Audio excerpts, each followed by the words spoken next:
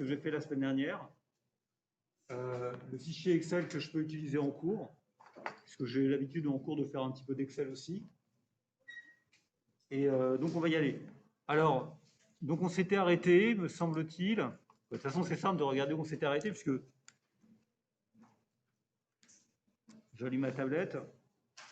Il suffit juste de regarder jusqu'où j'ai des notes. Suivant. Ah, mais je vois vraiment rien. Ah non, ok, je les ai supprimés. Ok, bon, c'est arrêté à page 24. C'est pas grave. J'en ai un autre. Ok, donc on s'était arrêté là. Oula. On s'était arrêté à peu près par là. Donc on avait introduit, alors comme c'est toujours un peu difficile de reprendre, et surtout vous n'étiez pas là la semaine dernière, je vous rappelle que on avait défini deux notions, qui étaient la notion de taux de variation et de coefficient multiplicateur. Donc pour comprendre ces deux notions de manière totalement élémentaire, considérer une évolution, par exemple, typiquement une évolution chronologique, avec deux dates, la date 0, 1er janvier de l'année 0, la date 1, 1er janvier de l'année 1, et vous avez une variable que vous mesurez et qui vaut x0 à la date 0 et qui vaut x1 à la date 1. D'accord? On regarde ce type d'évolution. Donc la notation importante à retenir, c'est que pour comparer l'évolution d'une grandeur, on a défini la notion de coefficient multiplicateur, d'accord, qui est simplement le rapport entre la date à la valeur d'arrivée, la valeur à la date d'arrivée et la valeur à la date de départ. D'accord?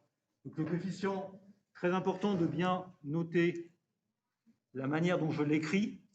Je dis bien que M1, 0, c'est x1 sur x0. Vous voyez, cette notation ici, c'est 1, c'est M de 1 par rapport à 0.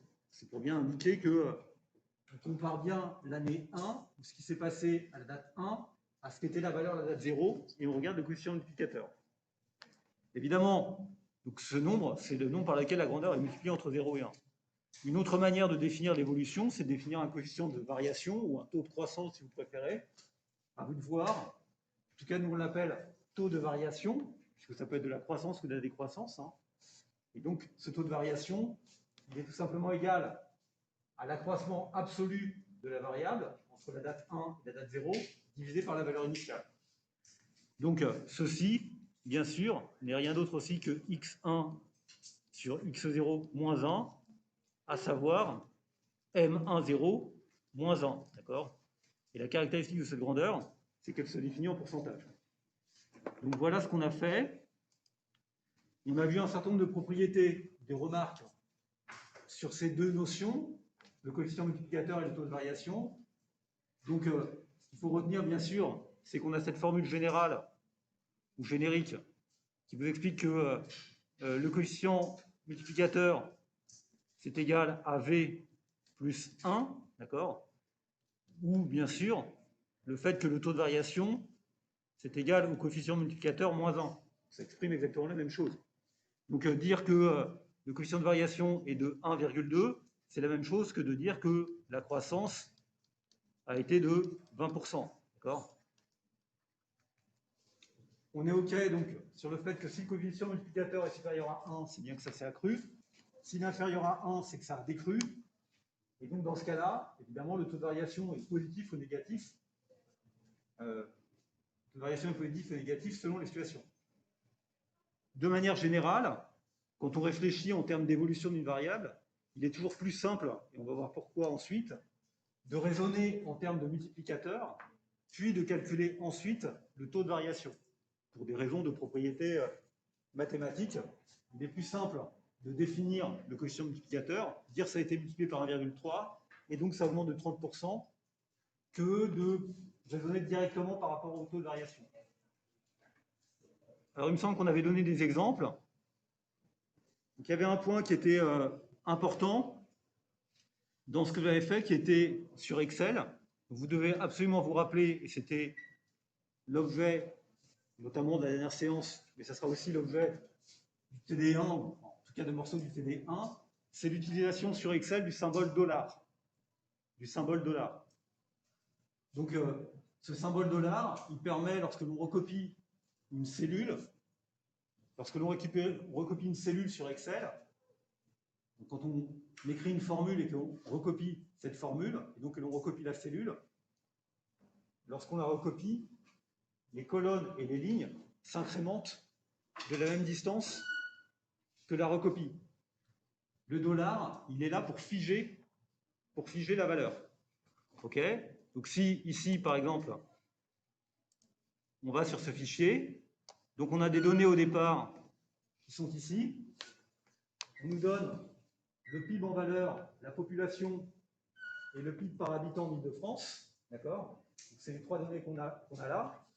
Si on veut calculer le multiplicateur année précédente, c'est ce qui est fait dans le tableau qui est ici. D'accord? Voilà, c'est ce tableau. On nous dit, voilà, calculez-moi le coefficient multiplicateur du PIB de la population du PIB par habitant année précédente. Évidemment, comme je n'ai pas les valeurs sur 2007, je suis incapable de calculer ces valeurs pour les 3 premières années, parce que je ne connais pas les valeurs en 2007. Je ne peux pas calculer le taux de croissance de multiplicateur précédemment. Comment je fais pour calculer ici ce coefficient multiplicateur entre 2008 et 2009? Simplement, je me mets sur la case en question. Donc voilà, je suis sur cette case-là. J'entre une formule. Quand on entre une formule, vous voyez, c'est marqué en haut, là, un petit carré blanc, ça commence par un égal. Et la formule que je veux faire, pour calculer ce coefficient multiplicateur, je fais simplement la division de ceci par cela. D'accord? Donc, comment j'indique ici la formule? Je rentre les coordonnées de cette cellule, à la fois, c'est-à-dire la colonne C et la ligne 50 et la ligne 35, pardon. Donc c'est bien C35. C'est bien ceci divisé par cela. Et pour diviser, je mets un slash, division, ok. Je divise par ça, j'entre et j'ai le résultat. Ok. Donc, vous voyez que ce que vous ici, on le voit, c'est qu'en 2008 ou en 2009, il y a eu une crise économique et donc le PIB a diminué, d'accord, et le coefficient multiplicateur est inférieur à 1. Si maintenant je souhaite calculer ce même coefficient multiplicateur par rapport à l'année précédente, ce que je veux faire, c'est simplement remplir toutes ces cases. C'est remplir toutes ces cases. Comment je fais? Je pourrais évidemment à chaque fois remettre la formule, mais en fait, je suis beaucoup plus rusé que ça. Ce que je fais, c'est que je prends cette formule, je la copie,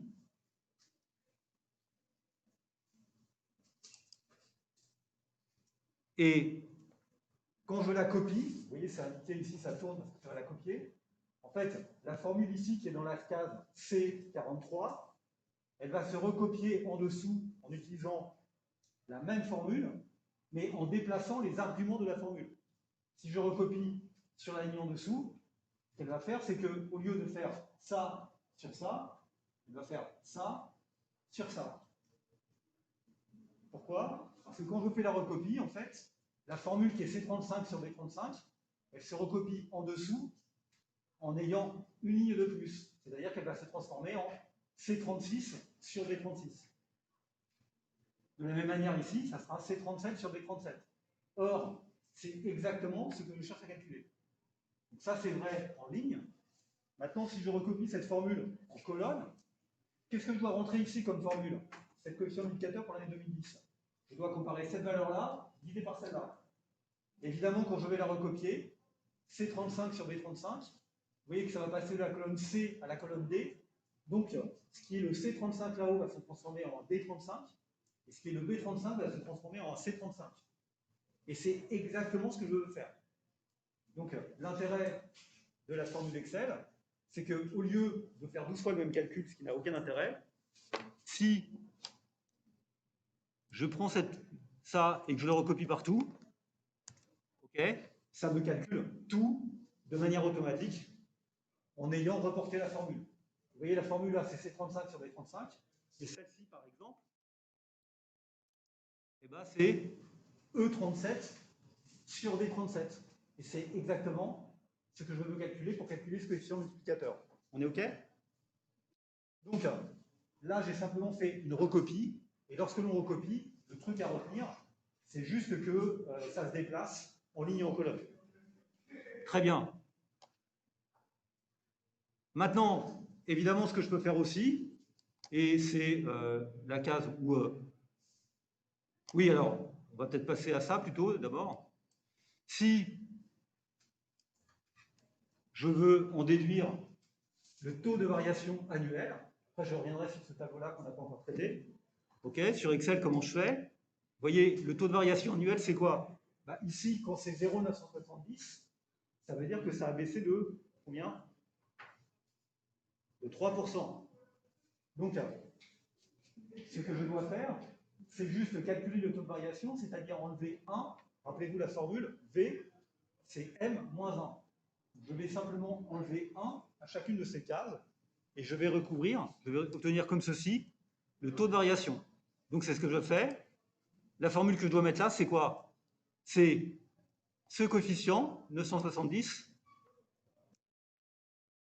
moins 1.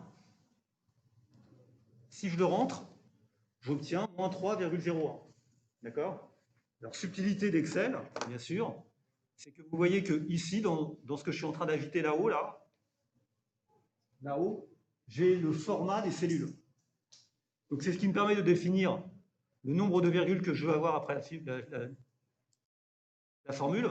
Par exemple, ici, vous voyez 0,970, en fait, c'est 3 chiffres après la virgule, mais je peux enlever ou ajouter des chiffres après la virgule, selon le degré de précision que je veux. D'accord? Bon, je me suis dit que 3, c'était assez. D'accord? C'est assez raisonnable. 3, c'est assez. Donc, dans ce cas-là, vous voyez, j'ai juste cette petite case sur laquelle je clique, qui m'indique le nombre de zéros que je veux, et j'obtiens le format, l'arrondi, en fait, que je veux à 3 décimales près.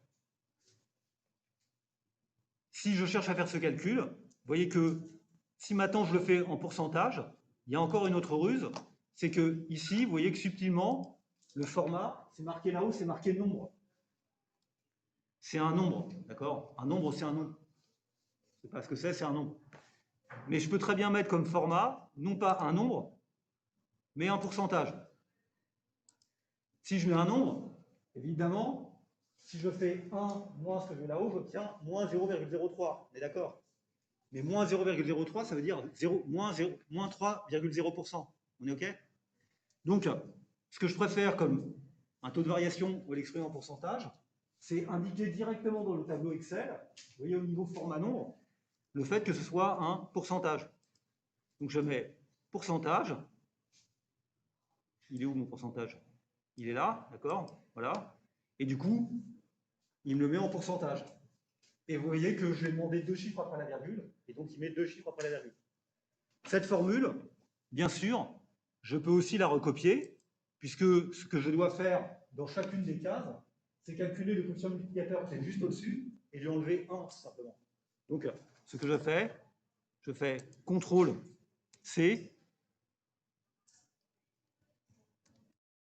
CTRL-V, et hop, j'ai tout. D'accord?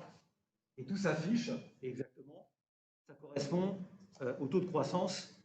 Vous voyez ici, si ça vaut 1,0371, ça veut dire que ça va monter 1,025, ça veut dire que ça va monter de 2,5%. Et c'est effectivement ce que j'ai trouvé. J'ai trouvé plus exactement 2,53%, parce que vous avez compris que si je demande 2 chiffres après la virgule là, et que j'en demande que 3 là-haut, bah, du coup ici c'est plus précis en fait. Hein, mais c'est juste ça.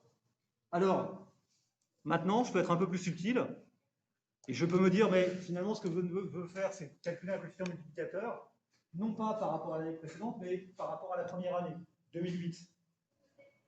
Donc, je regarde de combien le PIB de la population, le PIB par habitant, a été multiplié depuis 2008. Après, on va appeler ça un coefficient multiplicateur cumulé dans le temps, parce qu'il y a plusieurs années. Oui, monsieur?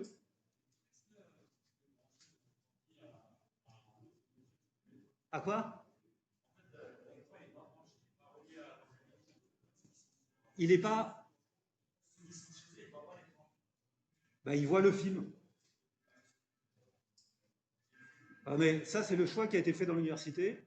C'est que moi, je n'ai aucun contrôle sur Big Brother, la caméra, et je n'ai aucun contrôle sur le système.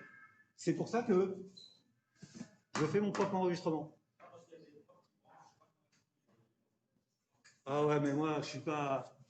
Là, ça veut dire que ça marche pas sur Amphi virtuel? Ah, il n'y a que ma tête. Qu'est-ce que vous voulez que je fasse? C'est-à-dire qu'il faut que je rabaisse? Non, mais la caméra, vous pouvez monter là-haut si vous voulez sur les épaules de votre camarade, on essaie de la régler, moi je ne peux rien faire. Cette distance-là, elle se règle à la main? Non, je ne veux pas parce qu'il n'y a pas les bons logiciels sur cet ordinateur.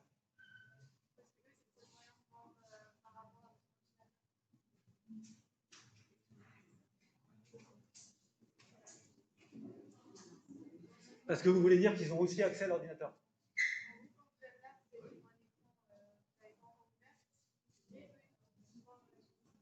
Ils vont voir l'écran. Le problème, c'est que regardez, sur cet ordinateur n'est pas installé OpenBoard, je pense pas, hein. Il n'est pas installé OpenBoard, il n'y a pas de tableau virtuel dessus. Et c'est pour ça que j'utilise mon ordinateur, parce que sur celui-là, il n'y a pas ce qu'il me faut moi pour travailler. Donc, je n'ai pas de solution à ce problème. Oui.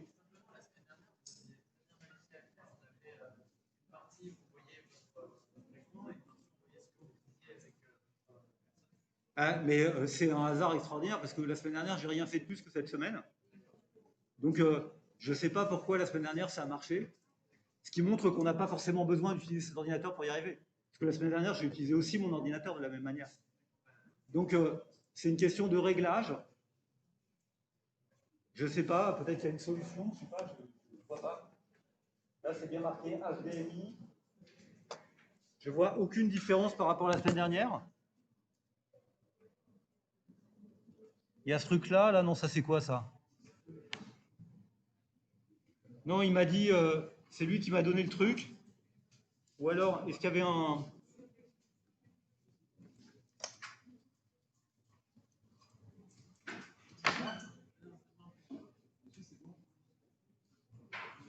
Bon alors, ça marche?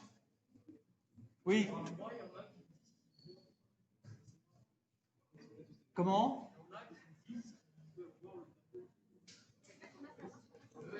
Bon, écoutez, on va tout de suite les rassurer. Tous mes cours, si je fais l'enregistrement moi-même, c'est que vous avez vu, j'ai une chaîne YouTube. Et donc, la semaine dernière, je ne l'ai pas fait, mais toutes les vidéos que je fais, je les mets sur ma chaîne YouTube. Donc, ils me verront peut-être pas en direct, mais ils me verront en différé. Comment? Bon, je vous propose qu'on fasse un débat pour savoir si ça marche ou si ça ne marche pas. Donc, d'un côté, il y a des gens qui vont dire ça marche, donc ça ne marche pas. Bon. Donc, ça marche, tant mieux. Oui, monsieur? Non, mais le nom de ma chaîne YouTube, c'est mon nom. Je vais vous donner un conseil. Retenez toujours le nom de vos enseignants. Retenez toujours le nom de vos enseignants. Et donc, c'est à vous de les retenir. Vous voulez le connaître? Eh bien, vous allez sur le pays, vous regardez Division 3, mardi 14h-16h, vous aurez 1, mon nom, 2, les coordonnées de ma chaîne YouTube. Et retenez toujours le nom de vos enseignants. Il n'y a rien de pire qu'un étudiant qui vient me voir en me disant « Oui, vous savez, c'est monsieur machin, la petite brune. » Non. Vous devez connaître le nom de vos enseignants. Comment? Vous croyez que ça me rend riche, ça? Je suis suffisamment payé par l'État pour ne pas avoir à gagner de l'argent avec ce genre de truc. Moi, je suis pas un comment on appelle ça. Hein. Vous avez vu le nombre d'abonnés que j'ai à ma chaîne? N'importe quelle lycéenne qui fait un truc sur du make-up, je ne sais quoi, on a 15 fois plus que moi, 30 fois plus que moi. Donc, moi, je ne fais rien. Mais ça m'amuse. Bon alors, non, parce que là, on perd du temps, là. Donc, j'ai fait ça. Et là, on nous dit maintenant, ce qu'on voudrait, c'est de calculer non pas par rapport à l'année précédente, mais calculer par rapport à l'année 2008. C'est-à-dire prendre l'année 2008 comme base. Comme base. Donc, qu'est-ce que vous allez faire dans ce truc? J'enlève tout, j'éteins tout, d'accord? J'enlève et je construis. Ce que je dois calculer ici, c'est rapporter la valeur de 2009 par rapport à la valeur de 2008.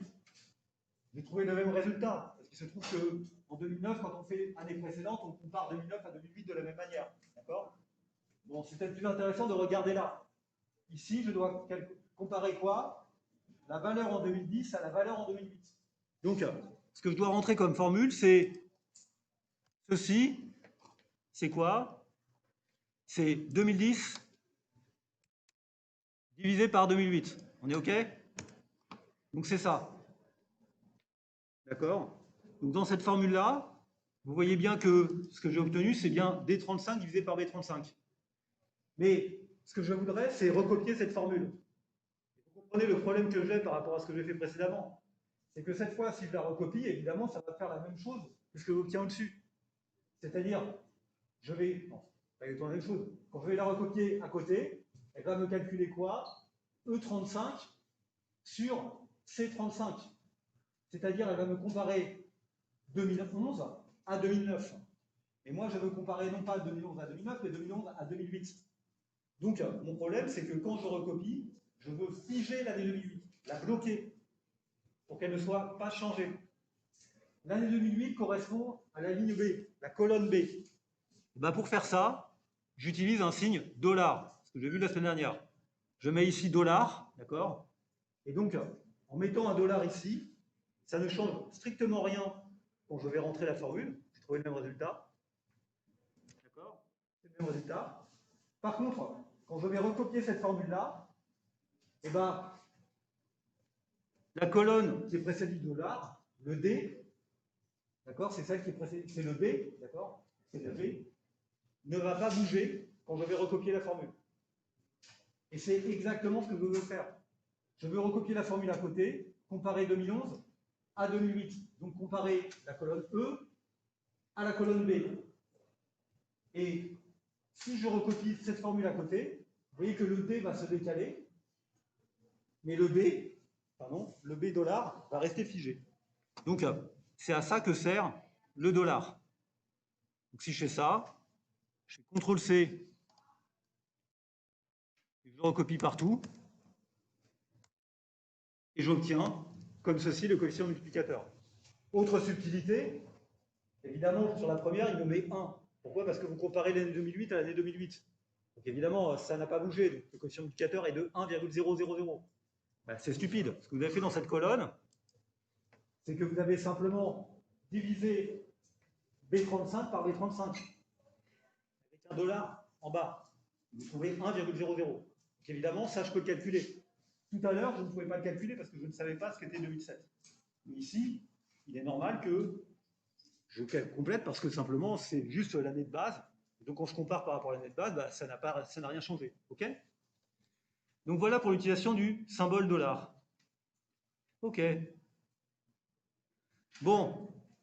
Donc maintenant, je peux revenir à l'endroit où j'en étais. C'est ce que je fais. Voilà. Cumul des coefficients multiplicateurs. Vous avez compris maintenant que si on a une valeur et qu'on a 3 dates, parce que là c'est de la nouveauté, d'accord? Imaginez que vous avez un horizon temporel, mais que cette fois vous avez 3 dates.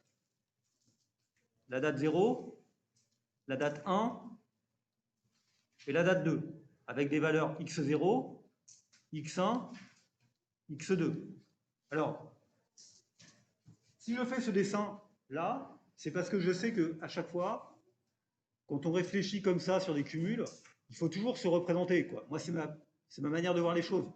Après, vous êtes peut-être plus fort que moi, ou vous pouvez le voir sans le dessiner. Mais il faut toujours bien comprendre que 3 valeurs consécutives, ici, on a t égale 0, 1, 2, c'est 3 valeurs consécutives, mais ce n'est que 2 variations. On est d'accord? C'est le passage de x0 à x1 et de x1 à x2. C'est un problème de poteau et d'intervalle. Vous avez toujours un nombre d'intervalles qui est inférieur au nombre de poteaux de 1. Donc ici, vous avez 3 dates, 2 variations. On est OK? Pardon. Si je veux calculer le coefficient M0 par rapport à... Non, M2 par rapport à 0. M2 par rapport à 0. Donc c'est calculé de combien la variable a été multipliée entre la date 2 et la date 0. D'accord? Donc c'est juste égal à x2 divisé par x0. Jusqu'alors, ça va. C'est ce qu'on a fait pour l'année 2008 tout à l'heure. Ce que je vois, bien sûr, c'est que M2, 0, c'est aussi x2 divisé par x1 multiplié par x1 divisé par x0. On est d'accord? Et donc, M2, 0, c'est exactement égal à ce qui se passe entre l'année 1 et l'année 0, multiplié par ce qui se passe entre l'année 2 et l'année 1. On est d'accord? Donc, les coefficients multiplicateurs se cumulent en se multipliant. On est OK? Donc, cette propriété, c'est la propriété de cumul des coefficients multiplicateurs. Donc, n'oubliez pas, si je dois comparer, j'ai une variable entre t et 0, d'accord? Bah, ça fait t plus 1, parce que t est 0, ça veut dire qu'on a t plus 1 valeur. Mais on n'a que t variations. Donc, ça veut dire que je veux faire le produit de t variations. Alors, donc, je peux commencer de 1 par rapport à 0, ensuite 2 par rapport à 1, etc. Et le dernier, c'est t par rapport à t-1. D'accord? Et on a t termes de ce type-là. OK? Donc, l'intérêt du coefficient multiplicateur, c'est qu'il se cumule en se multipliant. On est OK? Donc, vous pouvez bien sûr vérifier que ça, c'est de bon sens, puisque c'est juste une propriété de base de la multiplication, avec cette simplification ou des fractions, qui fait que x2 sur x0, c'est aussi égal à x2 divisé par la même chose, multiplié par x1 sur... Et ça s'en va, et donc on a bien sûr ça. OK? Donc ça, c'est vraiment un point qui est très important, auquel vous devez être totalement habitué. Donc si on regarde par exemple dans mon tableau Excel précédent, si vous prenez, on est d'accord que c'est là, ceci c'est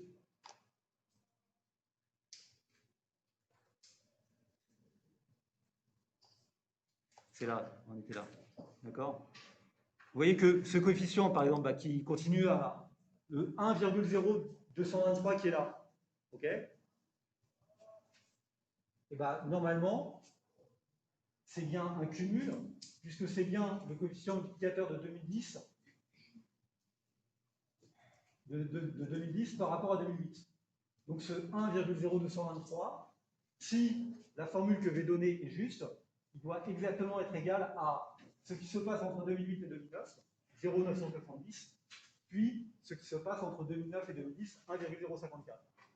Donc ce coefficient qui est là, il doit être égal au produit de ça par ça. On peut vérifier si ça marche ou pas. Je me mets là, je sais pas, je prends une case au hasard. Ok, je peux faire cette petite formule.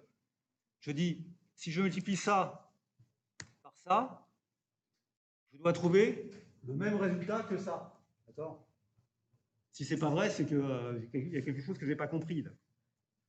Donc, comme je suis sûr de comprendre, évidemment, alors là, vous allez dire, bah, ça vaut 1, donc ça ne marche pas, mais c'est certainement parce que je n'ai pas mis assez de chiffres après la virgule. D'accord? Évidemment, ça semble être un 1, c'est parce que dans cette zone, je n'avais pas mis assez de chiffres après la virgule. Vous voyez que si je rajoute des chiffres après la virgule, bien sûr, je trouve quelque chose qui est strictement identique. Okay, il serait bizarre que ce en soit autrement. Donc, cette formule de cumul, elle est absolument fondamentale de bien comprendre, bien sûr, que passer de 0 à 2, c'est d'abord passer de 0 à 1, puis de 1 à 2. Okay,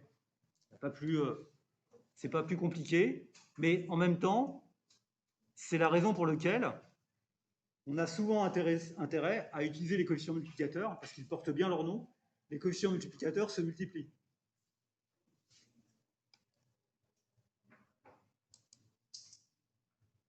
Les choses sont un peu plus compliquées pour les taux de variation. Pourquoi? Parce qu'un taux de variation, en pourcentage, c'est un coefficient multiplicateur moins 1.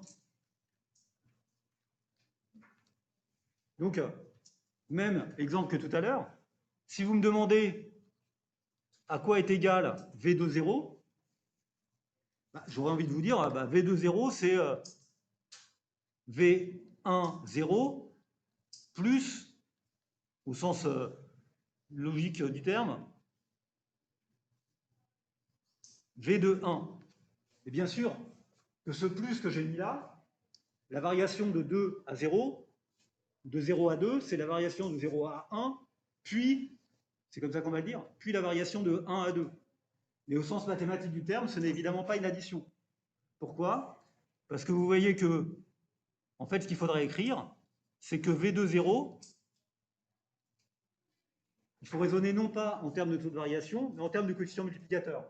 Ce que vous savez, c'est que 1 plus V de 0, qui n'est rien d'autre que M2 0, d'accord, c'est égal à M1 0 multiplié par M2 1. Donc c'est égal à quoi? C'est égal à 1 plus V1 0 multiplié par 1 plus V2 1. OK? Donc, la bonne formule, si on est taux de variation, la formule de cumul, c'est celle-là. Évidemment, je pourrais développer. Vous voyez que si je développe ça algébriquement, 1 plus V1 0, c'est égal à 1 plus V1 0 fois 1 plus V2 1 plus le terme croisé, V2 1 multiplié par V2 0.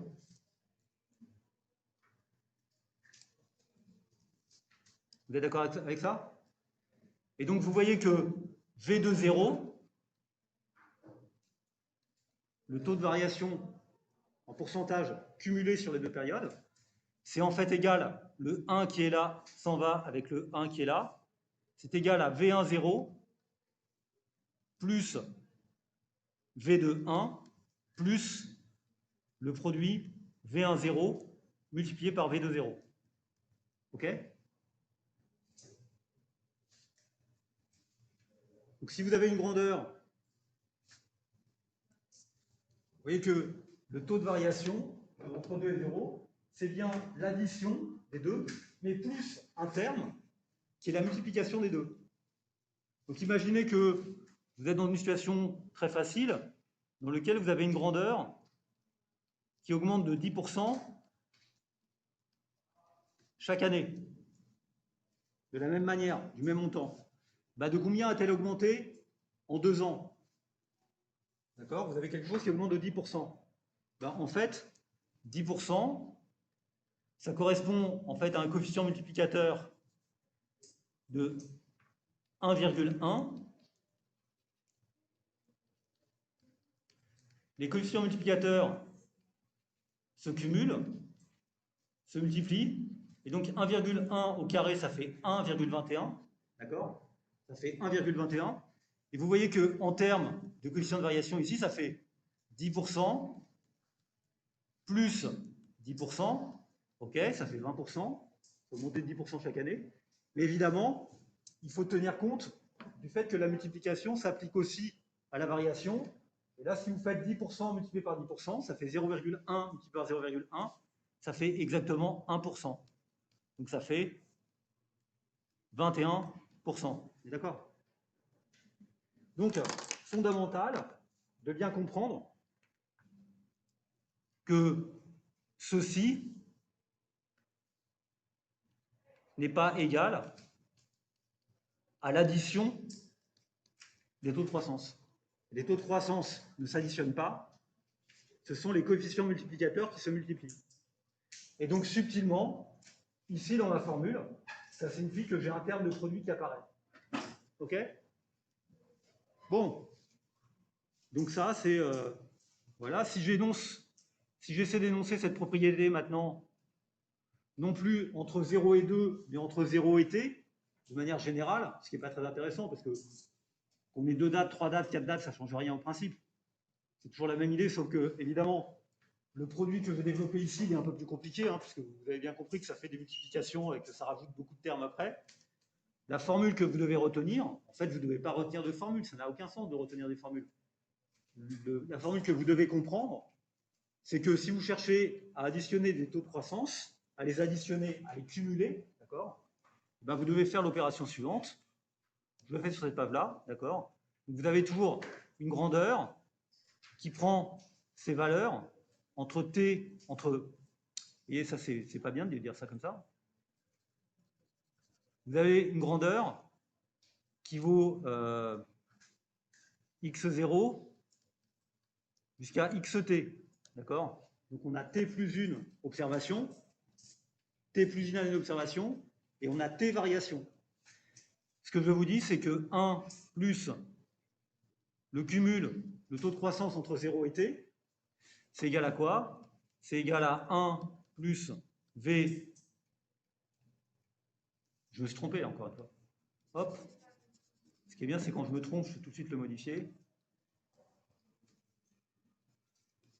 C'est égal à 1 plus V1, 0, multiplié par 1 plus V de 1, multiplié par, etc. Il y a t termes de ce type-là.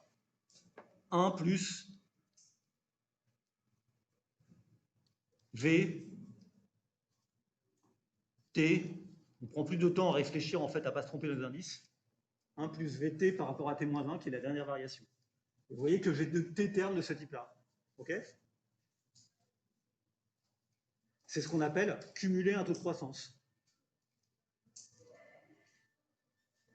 C'est des multiplications. Donc imaginez que vous ayez une croissance qu'on appelle à taux constant, c'est-à-dire que V, t par rapport à t-1 est égal à un taux de croissance qui est G. On aime bien appeler taux de croissance G, parce que G en anglais, ça veut dire quoi? Grosse. Grosse. Grosse. D'accord? Donc, imaginez qu'on ait une croissance à taux constant. Ça, c'est ce qu'on appelle une croissance à taux constant, à toutes les dates. Et bien, ce que j'appelle le taux de croissance cumulé entre la date 0 et la date t, c'est tout simplement égal à 1 plus g multiplié par 1 plus g t fois, donc c'est 1 plus g puissance t, ok? Bon, tout ceci pour dire que vous voyez bien que quand j'écris cette formule, en fait, je n'écris pas des taux de croissance, j'écris des coefficients multiplicateurs. On est d'accord? J'écris des coefficients multiplicateurs. Donc je préfère raisonner sur des coefficients multiplicateurs plutôt que sur des taux de croissance.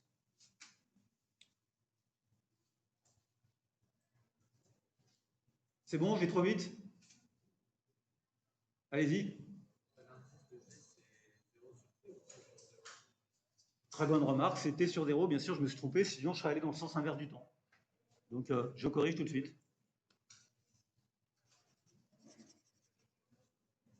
D'accord? Et puis vous voyez, il y a un autre truc, c'est que ça, en fait, quand je dis VTT-1, ça serait pour toutes les dates T, d'accord? C'est une croissance à taux constant qui se fait tout le temps à 2%, par exemple. OK? Oui? Comment? C'est un comment? G, c'est... Non, 1 plus G, c'est un coefficient multiplicateur. Quand vous dites que quelque chose augmente de 2%, ça veut dire que le coefficient multiplicateur associé est de 1,02. Donc si vous voulez le cumuler 2%, puis 2%, puis 2%, combien ça fait? Ça fait 1,02 à la puissance t, et non pas t fois 1,02. Ce qui serait le cas si on cumulait en additionnant. Mais vous avez bien vu dans l'exemple précédent, 10% et 10%, ça fait 21%. Ça ne fait pas 20%. L'erreur peut être faible si les taux de croissance sont faibles, ou si le nombre de dates qu'on regarde est faible. C'est une approximation. Ce n'est pas complètement stupide de dire que quelque chose qui augmente de 2%, puis de 2%, a augmenté de 4%.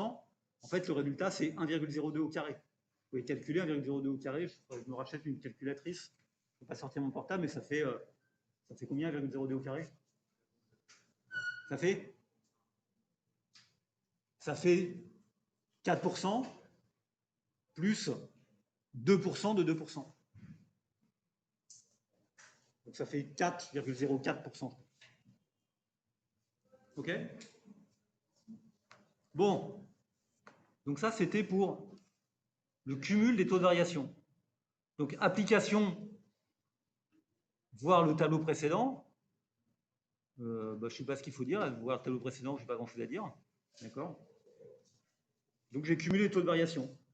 Donc je ne sais pas, ici j'ai un nouveau transparent. voyez, on me donne les taux de variation annuels. C'est ça le tableau précédent, en fait. Hein. C'est la feuille Excel, c'est juste la photographie de la feuille Excel. Comment déterminer le taux de variation sur plusieurs années, par exemple de 2009 à 2011? Et bien, la réponse, ce n'est pas d'additionner les multiplicateurs, les variations, c'est de multiplier les multiplicateurs. D'accord? Donc, ici, si vous voulez savoir la croissance de 2009 à 2011, alors attention, hein, 2009-2011, c'est 3 valeurs et 2 variations. OK? On dit bien de 2009 à 2011. Je n'ai pas dit de 2008 à 2011. Hein. Donc, ouais, il faut faire attention aux mots. Hein. Donc, en fait, ici, ce qu'on nous demanderait de calculer, par exemple, c'est typiquement 2009-2011. On ne dit pas de 2008 à 2011. Donc, en fait, c'est quelque part, ça serait ajouter quelque chose qui a augmenté de 5,4%, lui ajouter quelque chose qui a augmenté de 3,1%. D'accord? C'est faire ce cumul-là. 5,4 et 3,1%. Donc, si vous voulez le faire, évidemment, ce qu'il faut faire, c'est non pas raisonner directement sur les taux de variation, mais plutôt revenir au coefficient multiplicateur, parce que ce n'est pas l'addition qu'il faut faire, mais c'est la multiplication des coefficients multiplicateurs. Donc, ici, évolution du PIB par habitant. Excusez-moi, puisque là, c'est marqué par habitant. On va le faire par habitant. Le PIB par habitant, c'est là. Hein. D'accord? Donc, c'est 4,9%. Ici, c'est 4,9%. Puis, on ne va pas dire plus, on va dire puis 2,5%. Alors, il faut faire attention dans le nombre de chiffres après la virgule, parce que là, je vais faire le calcul à la main, mais évidemment, si je le fais sur Excel, c'est beaucoup plus précis. Donc, ça ferait quoi? Le M11,09, il vaut 4,9%, ça veut dire un coefficient multiplicateur de 1,049, 1 plus 4,9%, 1,049, multiplié par M11 par rapport à 10, c'est 1,025. D'accord?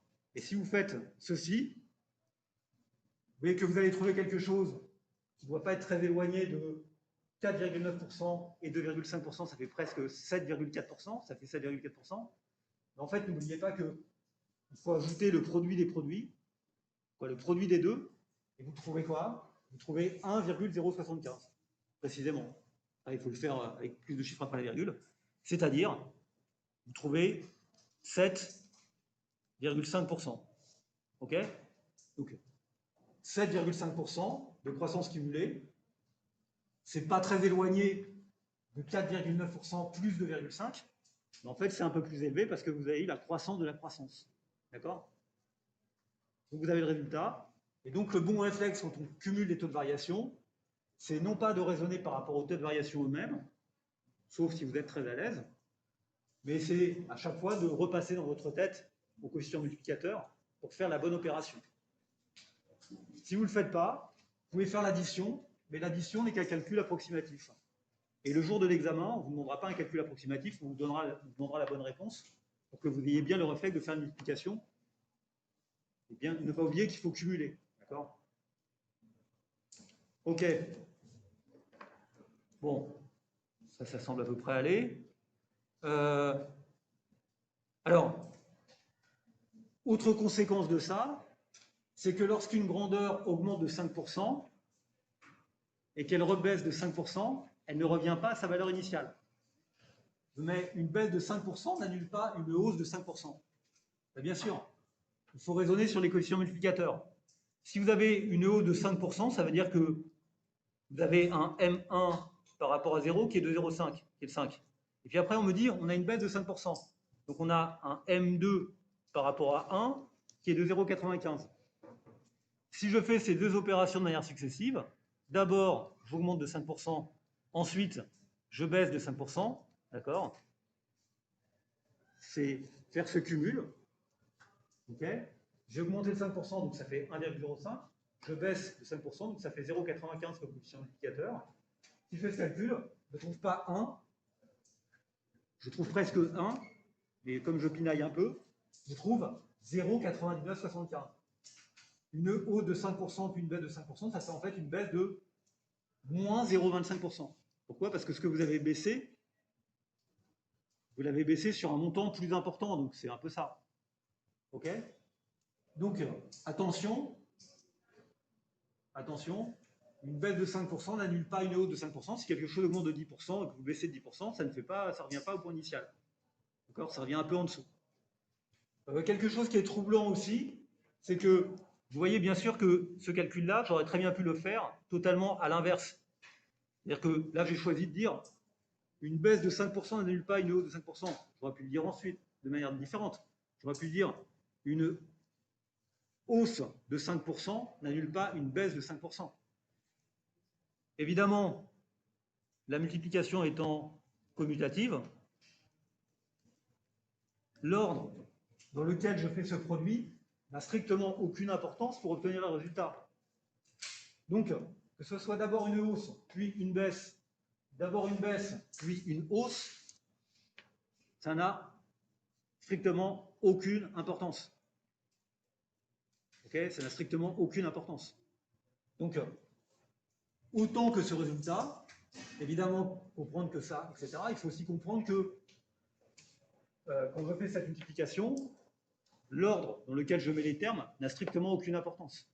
Donc une hausse de 5% puis une baisse de 5%, c'est la même chose au niveau global qu'une baisse de 5% puis une hausse de 5%. OK? Ça nous donne le même résultat. Et ça, c'est simplement une propriété basique de la multiplication. Voilà. Mais c'est peut-être une erreur commune. Pensez que si on baisse d'abord et qu'on augmente ensuite, c'est pas la même chose que si on augmente d'abord et puis on baisse après. Je sais pas, il y a des gens qui, par exemple, pensent que c'est mieux d'avoir un rabais sur un prix hors TVA qu'un rabais sur un prix avec TVA. Ça n'a strictement aucune importance. D'accord, si la TVA est calculée sur le prix que vous payez. C'est exactement pareil ici. Le sens, quand vous cumulez, n'a aucune importance.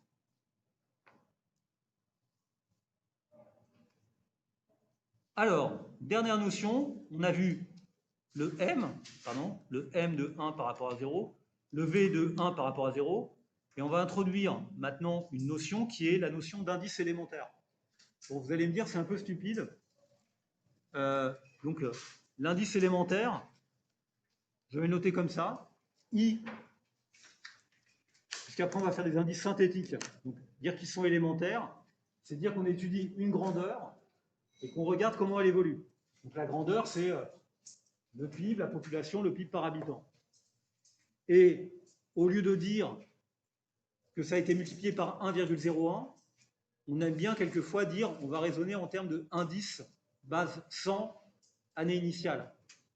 Donc, un indice élémentaire, ce n'est rien d'autre que la réécriture du coefficient multiplicateur en le multipliant par 100.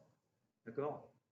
Mais bien souvent, quand on présente les données, je ne sais pas pourquoi, si, je sais pourquoi, on aime bien présenter les choses, les variations, en indice base 100. Donc, l'année initiale vaut 100, elle ne vaut pas 1. Vous avez compris que si le coefficient multiplicateur est de 1,01, et donc si ça a augmenté de 1%, l'indice base 100 associé, c'est 101. OK? Bon. On aime bien présenter les choses comme ça.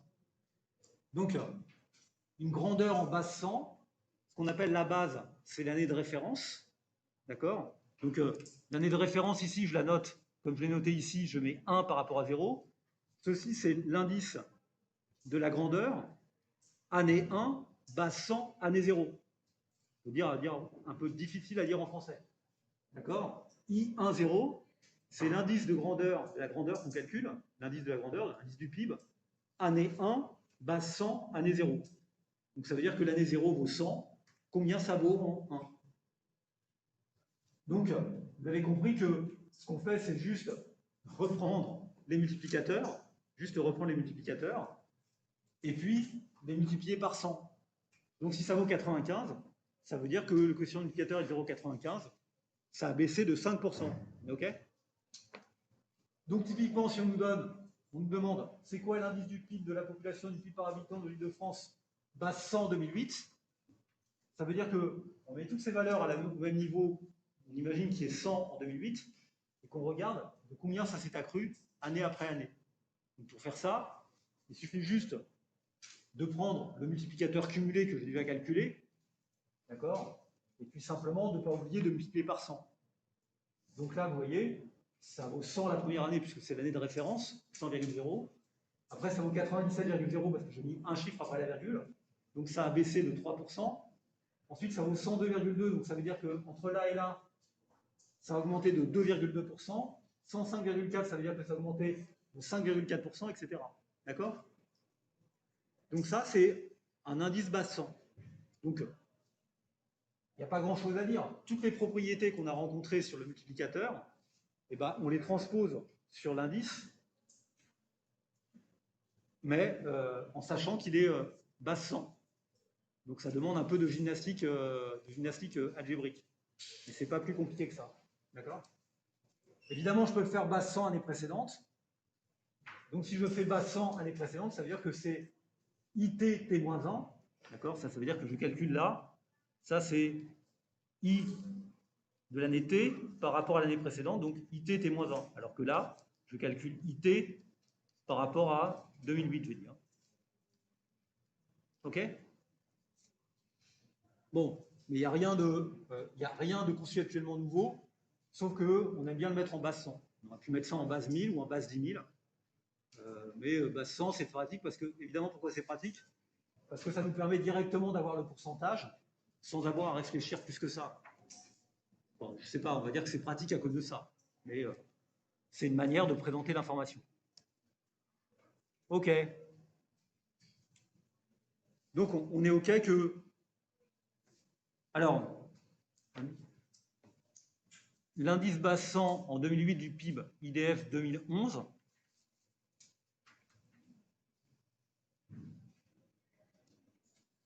c'est 105,4. Donc, évidemment, ici, on ne peut pas vraiment le voir puisque on me donne le résultat, d'accord? On est d'accord que pour calculer ça, il suffit juste de regarder combien vaut le PIB en 2011, de rapporter à la valeur du PIB en 2008 et de le multiplier par 100. OK? Je n'ai plus les valeurs ici, donc ça n'a pas beaucoup d'intérêt. Et donc, on nous dit que ça vaut 105,4. Donc, c'est bien ce qu'on a fait là. Ceci, ça fait une variation de combien? Ça fait une variation de 5,4%, puisque pour avoir la variation, il suffit juste... Alors, je ne sais pas après si vous l'exprimez, on l'exprime en pourcent, la variation. On aime bien l'exprimer en pourcent. Donc, le calcul que je dois faire, c'est je dois faire I 2011 par rapport à 2008, d'accord? Le diviser par 100, c'est-à-dire calculer le coefficient multiplicateur, lui enlever 1, et j'obtiens 5,4%, c'est-à-dire 0,054. Peut-être que c'est plus simple de dire, voilà, ça vaut 105,4, là où ça valait 100, ça passe à 105,4, donc ça fait plus 5,4%. C'est comme ça qu'on le dit, d'accord? Mais après, c'est juste faire attention aux chiffres. Mais quand vous manipulez une feuille Excel, bien sûr, il faut faire attention. Hein, puisque il est bien 5,4%, ça fait 0,054. OK? Et compte tenu du résultat que j'ai là, avec uniquement un chiffre après la virgule, je peux calculer un pourcentage avec un seul chiffre après la virgule aussi. Bon, il faudrait peut-être que je sois un peu plus précis. On aime bien calculer un pourcentage des fois avec 2 chiffres après la virgule. Ça dépend des circonstances de la taille. Donc ça, c'est bien une variation cumulée sur 3 ans, puisqu'on compare l'année 2008 à 2011. Mais attention, 2008 à 2011, c'est 3 ans, mais 4 observations. D'accord? Quand je dis c'est la variation cumulée sur 3 ans, c'est pas très facile de dire ça. Parce que c'est 3 ans, on compare bien 2008 à 2011, mais vous voyez que pour le faire, j'ai eu besoin d'avoir 4 observations. J'ai eu 4 observations qui se sont déroulées. Si vous vous dites c'est quoi la variation du PIB cumulée sur 2 ans, d'accord? Sur 2 ans, vous voyez bien que pour la calculer, il faut 3 observations. Okay, si je vous dis quelle est la variation cumulée du PIB sur 1 an, il vous faut bien 2 observations. Il faut le PIB cette année et le PIB l'année d'avant. 2 observations. Donc, si je vous dis, c'est quoi la variation du PIB cumulée sur 2 ans, il ne faut pas 2 observations, il me faut 3 observations. C'est un peu pénible, mais souvent, finalement, on se trompe dans ce genre de truc qui, voilà, il faut le visualiser, en fait, il faut le regarder, le voir. Quand on le voit sur le tableau, on ne se trompe pas. On compte 3 ans, c'est 4 observations, 3 variations. Et si on vous dit c'est quoi la variation cumulée du PIB sur un an, bah, ce n'est pas une variation cumulée, c'est la variation du PIB sur un an, il faut 2 observations. Vous comprenez qu'il faut toujours une observation de plus pour calculer les variations. C'est un problème de poteau et d'intervalle. Donc c'est pour ça que je mets variation cumulée sur 3 ans, pour qu'on le garde en tête, ce qui n'est jamais forcément évident. OK. Toutes ces grandeurs, que ce soit V, bon, la plus importante c'est M, le coefficient multiplicateur. V ou I, c'est des choses qui nous ont servi ici à faire plutôt des comparaisons dans le temps. D'accord? Mais on peut bien sûr le faire dans l'espace. On peut le faire dans l'espace. Typiquement, si on prend une variation, évidemment, si on est dans le temps, la différence entre le temps et l'espace, c'est qu'il y a un sens naturel de l'écoulement du temps, de 0 à t. D'accord? Donc il y a des dates qui se succèdent. Si maintenant vous regardez dans l'espace, dans la plupart du cas, il n'y a pas d'ordre naturel. Si vous classez une classe par ordre alphabétique et que vous comparez les résultats des étudiants, de A à Z, c'est quelque chose qui est défini conventionnellement, on est d'accord? Donc il n'y a pas une succession logique de A à Z. Alors que bien sûr, dans le temps, c'est différent. Dans l'espace, ça peut être un peu différent aussi parce qu'il peut y avoir de la géographie qui joue.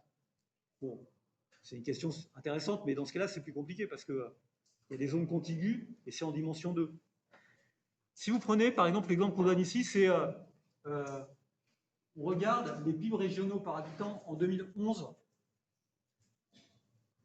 en milliers d'euros. D'accord? Vous voyez les PIB par habitant en 2011 par milliers d'euros parmi les régions françaises. Les régions de l'époque, en 2011. Ça fait un moment qu'on n'y est plus, pas grave. Et on cherche à avoir des comparaisons de ces niveaux. Donc on est à une date, et on va comparer ça. Vous voyez que ces régions, elles sont classées par ordre alphabétique. C'est pas l'Alsace qui est la number one région, c'est pas la Rhône-Alpes qui est la dernière. Enfin, c'est uniquement parce que c'est A et R. Ok, donc il n'y a aucune raison de spécialement les classer. Donc vous voyez bien que, évidemment, vous voulez les comparer, et pour les comparer, vous voulez noter des écarts entre ces différentes régions. Donc si vous voulez comparer ces différentes régions, vous pouvez aussi utiliser des coefficients multiplicateurs, des indices ou des taux de variation. D'accord? Donc, pour pouvoir utiliser un coefficient multiplicateur, un indice ou un taux de variation, il faut se donner une référence. On appelle ça la base, quoi. La base, voilà. Donc c'est quoi la base? La base, ça peut être la moyenne sur la France métropolitaine, ou la moyenne sur la France des régions. Ou ça peut être la région qui a le PIB le plus important, l'Île-de-France. D'accord? Donc bien sûr, le choix que vous faites de la base dépend de ce que vous voulez documenter comme écart. Si vous voulez comparer les régions à la région la plus riche, bah, c'est peut-être parce que vous voulez mettre en avant qu'il y a des régions qui ne sont vraiment pas très très riches par rapport à la plus riche, quoi. On ne sait rien. Ça dépend de la manière dont vous voulez formuler l'information. Mais en soi, c'est un choix de l'analyste. Il n'y a pas de raison de choisir une région plutôt qu'une autre. C'est vrai que ça peut être assez logique de prendre celle qui gagne le plus, qui produit le plus, en l'occurrence l'Île-de-France. Donc on peut très bien, évidemment, vous pouvez très bien comparer, vous pouvez regarder l'écart absolu entre la région la plus pauvre et la plus riche. La région la plus pauvre, je crois que c'est le Limousin, 23 200, d'accord? C'est plus pauvre que la Corse, 25,6 la Corse. C'est le Limousin. Vous pouvez dire que le Limousin 23,2, ça veut dire que l'écart entre le PIB du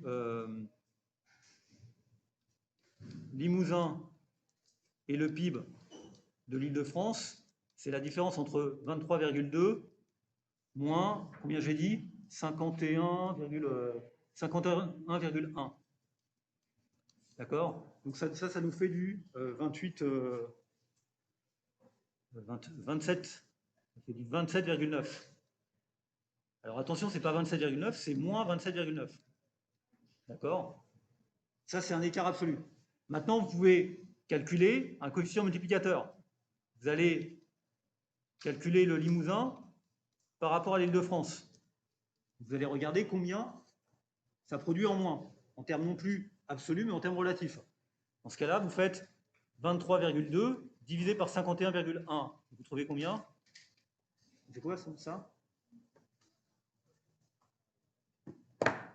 Allez-y, hein, calculez-le, parce que vous êtes plus rapide que moi.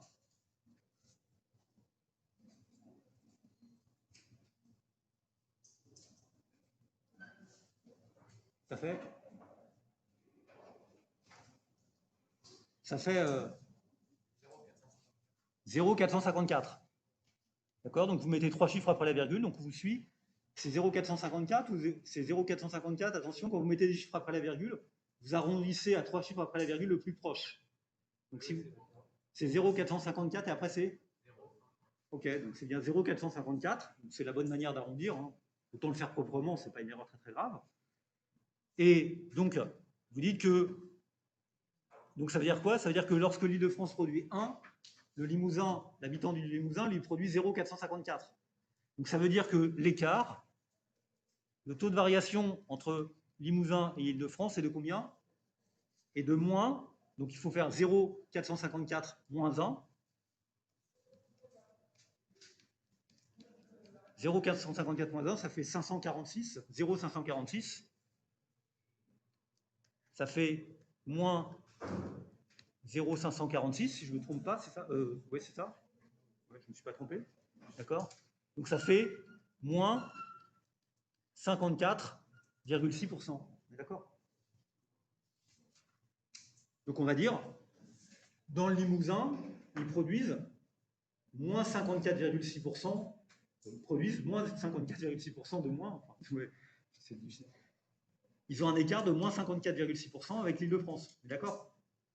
Donc un écart qui est d'un facteur supérieur à. C'est plus du double en fait. Hein, ok? Et puis, bien sûr, vous pouvez calculer l'indice du Limousin par rapport à l'Île-de-France. Et là, vous allez trouver 54,6. 45,4, pardon. Voilà. Excusez-moi. D'accord? L'indice, c'est quoi? C'est le coefficient multiplicateur multiplié par 100. Donc c'est 0,454 multiplié par 100. Vous allez trouver 45,4. Ça veut dire quoi? Ça veut dire que là où en Ile-de-France, ils produisent 100, et ben dans le Limousin, ils produisent 45,4. D'accord? Donc, ce que je mis en avant comme étant des comparaisons d'indices, de coefficient multiplicateur ou de taux de variation, bien sûr, dans cet exemple-là, je peux le faire, non pas pour une comparaison dans le temps, mais une comparaison dans l'espace, et on comprend bien ce que ça veut dire. OK? Et je peux effectuer le calcul que je fais ici en prenant l'Île-de-France comme référence. Je peux le faire pour toutes les régions, ce qui va me permettre d'étudier la distribution des PIB par région, d'accord, indépendamment de la taille de l'Île-de-France, indépendamment des 51 000 que produit l'Île-de-France. Ce qui va me permettre de regarder les écarts. D'accord? Donc, tout ce que j'ai dit précédemment, évidemment, s'applique aussi quand on fait des comparaisons dans l'espace. Évidemment, quand je réfléchis au cumul, ça n'a pas beaucoup d'intérêt de dire que pour aller de l'Île-de-France, de la lettre du Limousin à l'Île-de-France, je ne vois pas très bien l'intérêt de cumuler des variations qui iraient d'une région à une autre. Ça n'a pas de sens. Si on avait un lorsque je parlais des dates, évidemment, je ne vais pas faire des cumuls de variations ici dans un ordre qui n'a aucun intérêt. Ça peut avoir un intérêt de temps en temps. Je peux toujours dire, ouais, si, enfin, ça n'a pas de, non, ça n'a pas de sens. Ça n'a pas de sens. Donc l'idée de cumul ici n'a pas de sens. Par contre, il y a une idée qui a peut-être plus de sens. Voilà, donc quand on calcule un indice comme ça, la question c'est de réfléchir à quoi on va se comparer. Okay, donc c'est ce que je viens de dire. Ici, j'ai comparé par rapport à Île-de-France. J'aurais pu très bien aussi faire une comparaison dans le sens inverse, c'est-à-dire me dire, ah bah, je ne vais pas comparer par rapport à l'Île-de-France, je vais prendre la région la plus pauvre, le Limousin, je vais regarder combien de fois les autres produisent en plus, parce qu'ils sont tous. Ou alors je peux prendre la moyenne. Je peux prendre la France moyenne comme étant la référence. Vous voyez que selon le choix de la base que je fais, bien sûr, je donne une vision un peu différente des données que j'ai.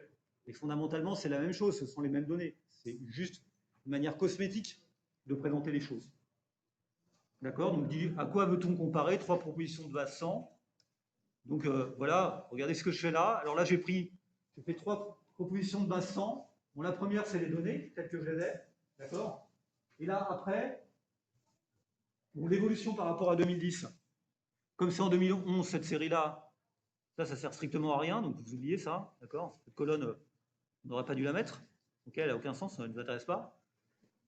Puisque je m'intéresse uniquement à la comparaison en année 2011. Donc l'évolution par rapport à 2010, c'est juste quelque chose qui a été ajouté là, qui n'a pas de sens, qui ne m'intéresse pas.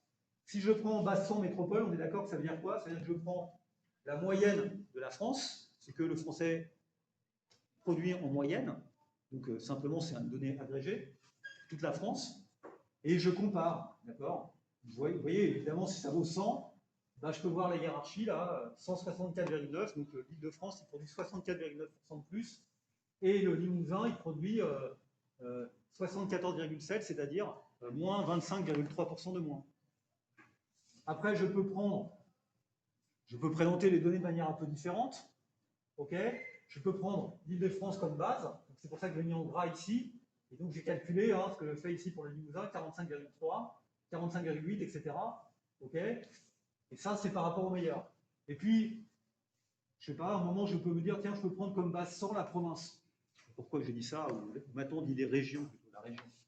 D'accord? Donc c'est France de province, c'est-à-dire c'est France sans Île-de-France. Donc je vois, l'Île-de-France, par rapport aux régions, elle produit 94% de plus. D'accord? Par habitant. Par habitant. Et vous voyez la hiérarchie, vous voyez une région qui est assez proche de la moyenne des régions, c'est par exemple le centre 98,7. Quasiment ça. Mais vous comprenez bien que par rapport à mes données brutes que j'ai, selon ce que je prends comme référence, d'accord, bah c'est ce que je veux mettre au dénominateur. Et puis, voilà, donc ça c'est juste une manière de présenter les choses. Vous comprenez aussi que, et ça c'est un point qui est très important, c'est ce qu'on appelle le changement de base. Je vais en parler après. C'est qu'en fait, ici dans la première colonne, la base c'est la métropole. C'est ça, c'est ce chiffre-là, 100. Et ici, la base, c'est l'Île-de-France. D'accord? Et donc, entre ces deux colonnes, on a effectué un changement de base. On est passé de la base France métropolitaine, celle qui valait 100, à la base Île-de-France. C'est elle maintenant qui vaut 100. D'accord? Donc, simplement ce qui se passe, c'est que ici, ce qui valait 164,9, c'est-à-dire l'Île-de-France représentait 164,9 de ce qui est produit en France métropolitaine, quoi, en termes de niveau relatif, bah, ça passe à 100. D'accord? Ça passe à 100. Donc, en fait, pour passer de cette colonne-là à cette colonne-là, l'opération que je fais est très simple. Je divise tous les chiffres de cette colonne-là par combien? Par 1,649. Ou autrement dit, je les divise tous par 164,9 et je les multiplie par 100.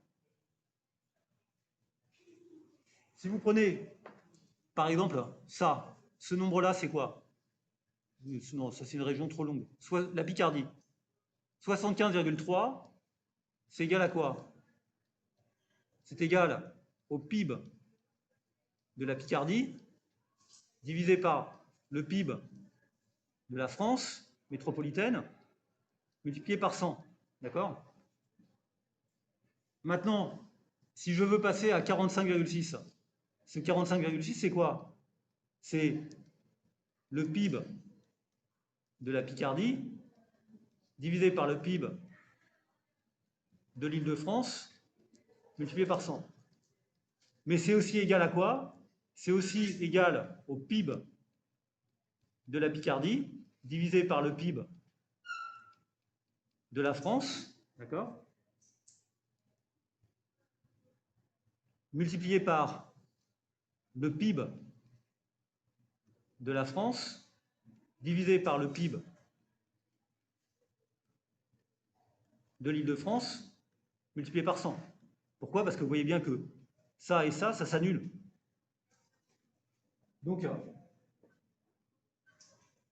quand je calcule 45,6, c'est le PIB de la Picardie divisé par le PIB de l'Île-de-France multiplié par 100, mais c'est aussi le PIB de la Picardie divisé par le PIB de la France, multiplié par le PIB de la France métropolitaine divisé par le PIB de l'Île-de-France. Et donc, ce que j'ai fait simplement, c'est que 45,6, c'est tout simplement égal à 75,3, d'accord, qui était ce chiffre-là, d'accord, divisé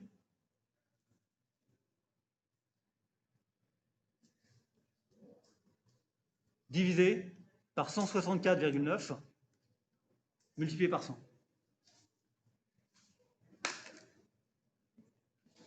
Quand je me donne ces données, pour calculer les données de la colonne suivante, je peux le faire directement en utilisant les données originelles. Je peux simplement faire en prenant cette donnée et en la divisant par 164,9 et en la multipliant par 100. Puisque c'est simplement une règle de 3. Ce qui valait 164,9 passe à 100. Et donc, ce qui valait 75,3 passe à 64,3 divisé par 164,9, c'est-à-dire 45,6. Ce que je viens de faire ici, c'est ce qu'on appelle un changement de base. Quand je change la base, eh ben, je divise en fait les indices pour changer de base. C'est la formule de changement de base. Je ne sais pas comment vous le dire parce que moi je me dis mais ce n'est pas une formule, c'est juste la logique de ce qu'est un indice. Ici, je ramène tout en base 100 France métropolitaine, y compris l'Île-de-France, 164,9. Maintenant, je veux ramener tout en base 100 Île-de-France. Donc pour passer de l'un à l'autre, il faut que le 164,9 qui est là se transforme en 100. Donc il faut que je divise par 164,9. C'est simplement effectuer un changement de base. Ça revient en fait à prendre 75,3 et à diviser par 164,9. Et tous les chiffres font la même chose. Donc quand je fais un changement de base, je divise par la valeur de la nouvelle base. 164,9. Alors on va appliquer ça, pas simplement, voilà, peut-être un petit coup sur Excel.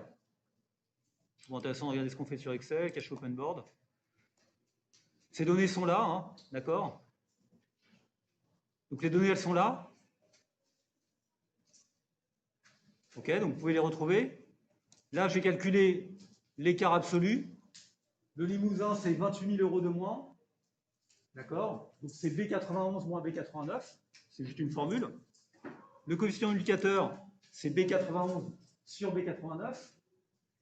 Le taux de variation, c'est le coefficient multiplicateur moins 1, G82 moins 1, exprimé en pourcents. Bon, ici, j'ai mis 0 chiffre après la virgule, donc ça fait 55% et pas 54, je ne sais pas combien. Et l'indice, c'est simplement le coefficient multiplicateur multiplié par 100. D'accord? Donc c'est ça. OK?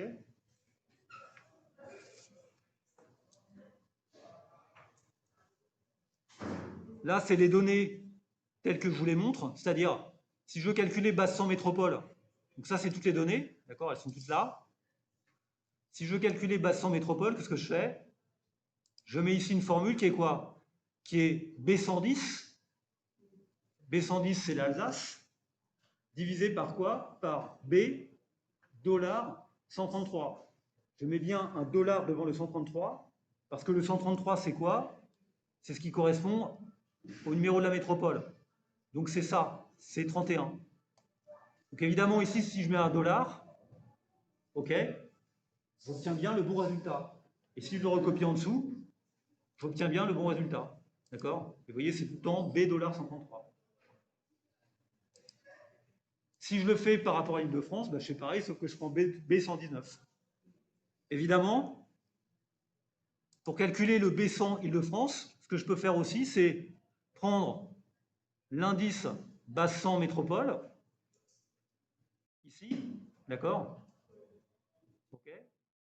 Et faire le formule de changement de base, c'est de diviser par l'indice de l'Île-de-France multiplié par 100. Et si je mets un dollar ici, d'accord, c'est une formule que je peux recopier et qui normalement doit me donner strictement le même résultat que celle qui est là. Simplement, dans cette formule, j'ai fait ce qu'on appelle un changement de base. C'est-à-dire que j'ai utilisé cette colonne, je ne suis pas revenu aux données initiales qui sont en B, mais j'ai utilisé la colonne C en divisant 91,9 par la valeur en Ile-de-France, 164,9. Et donc, je vais tout ramener à ce que la valeur de base, ce soit 100 pour l'Île-de-France. Donc, si je le fais, je la rentre. Évidemment, j'obtiens strictement le même résultat. Et si je la recopie, puisque j'ai mis un dollar, je peux la recopier.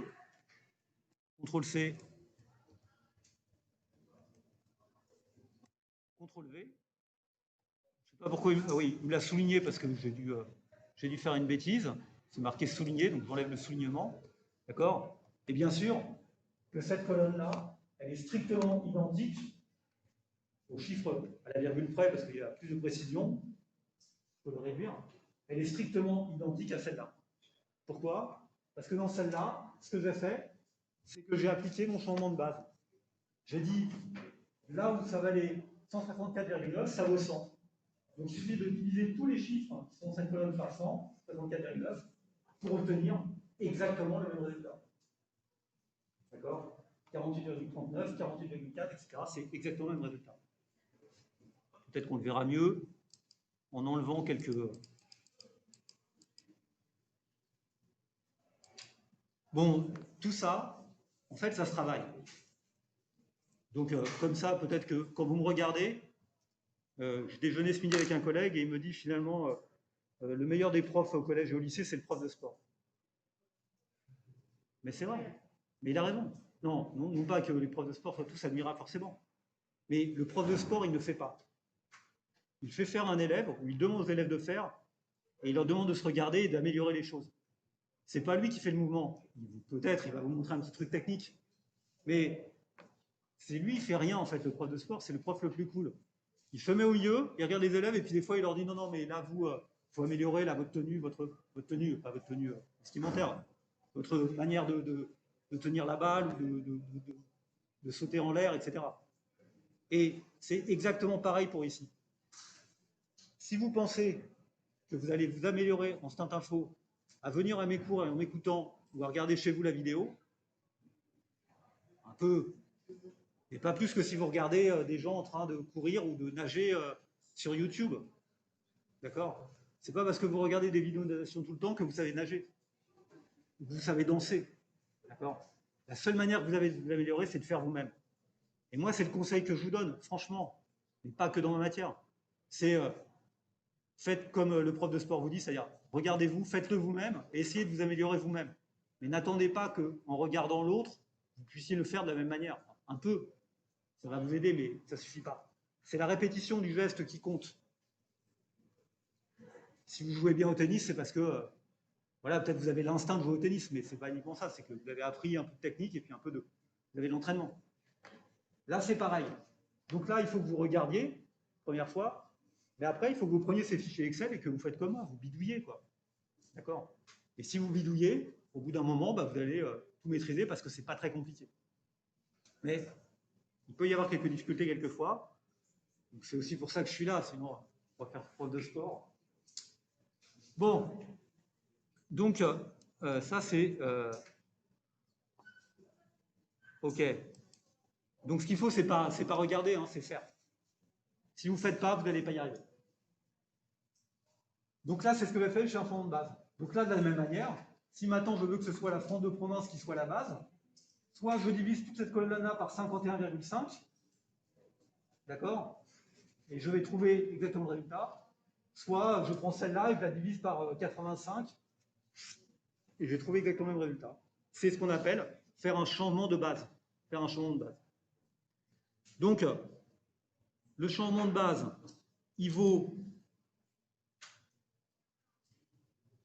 Non, c'est bien ça, c'est ce que je vais faire, ok. Le changement de base, il vaut dans l'espace, mais il vaut aussi dans le temps. Donc, regardez ce qui se passe. C'est... Rappelez-vous la formule qu'on a vue.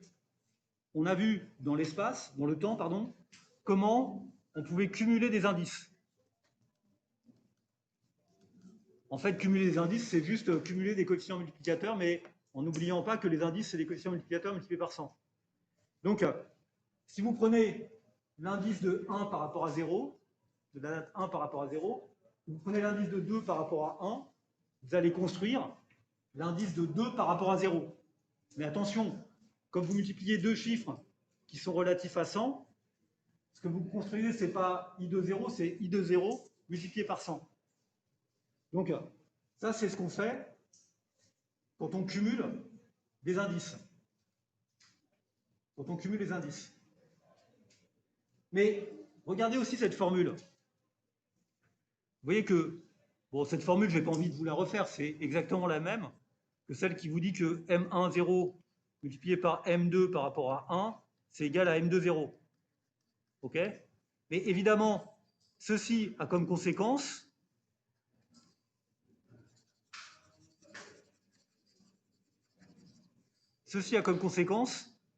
que M de 1, c'est juste égal à M de 0 divisé par M1, 0. D'accord? Donc, quand je l'écris sous forme de multiplication, je cumule. Quand maintenant j'écris la formule que j'ai fait à côté, ce que je fais, c'est ce qu'on appelle faire un changement de base. M de 1, c'est l'année 2 par rapport à l'année 1. Et bien l'année 2 par rapport à l'année 1, c'est l'année 2 par rapport à l'année 0, divisé par l'année 1 par rapport à l'année 0. Donc, en multipliant des coefficients multiplicateurs, vous les cumulez, et en les divisant, vous faites des changements de base. Application de la même formule aux indices. Vous voyez que la première formule qui est là, c'est le cumul des indices bas 100. D'accord? À chaque fois, il faut rediviser par 100 pour obtenir un indice. On a tous compris. Mais vous voyez que si vous voulez calculer l'indice de 2 bas 100 année 1, il suffit de prendre l'indice 2 bas 100 année 0, divisé par l'indice 1 bas 100 année 0, pour obtenir l'indice 2 bas 100 année 1, à 100 près. OK? Et donc ça, c'est la formule de changement de base.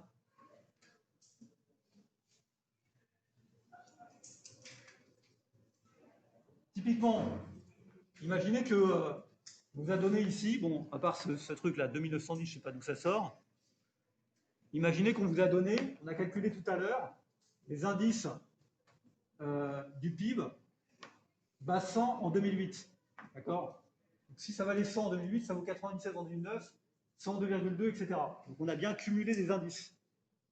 Et maintenant, on nous dit, mais comment peut-on calculer l'indice à partir de ce tableau, sans avoir d'autres données, donc sans avoir les données initiales? Comment vous pourriez calculer l'indice